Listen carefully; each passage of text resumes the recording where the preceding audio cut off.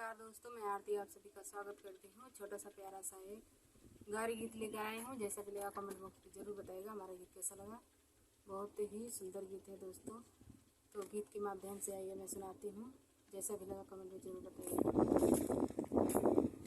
मुश्किल भाईल बटे जीना जब गर्मी के महीना हो, मुश्किल भाईल बटे जीना जब गर्मी के महीना हो।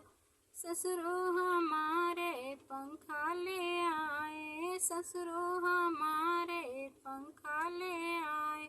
सासू हराम की है जीना जब गर्मी के महीना हो, सासू हराम की है जीना जब गर्मी के महीना हो। मुश्किल भाईल बटे जीना जब गर्मी के महीना हो, मुश्किल भाईल बटे जीना जब गर्मी के महीना हो।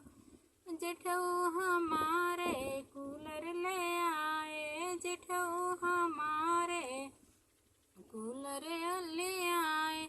जेठनिया लगे कई दिन जब गर्मी के महीना हो, जेठनिया लगे कई दिन जब गर्मी के महीना हो। मुश्किल भाईल बटे जीना जब गर्मी के महीना हो, मुश्किल भाईल बटे जीना जब गर्मी के महीना हो।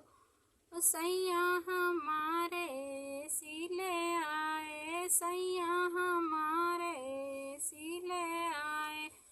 ते ननदी छोड़ी है खाना पीना जब गर्मी के महीना हो, ननदी छोड़ी है खाना पीना जब गर्मी के महीना हो।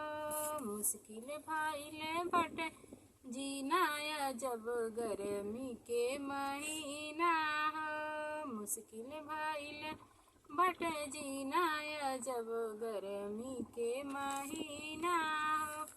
दोस्तों हमारा गीत कैसा लगा कमेंट में जरूर बताइएगा। छोटा सा और ढेर सारा प्यार आशीर्वाद दीजिए दोस्तों, बहुत ही ज़्यादा ढेर सारा प्यार आशीर्वाद दीजिए और हमारे चैनल के आगे बढ़ाइए आप लोग।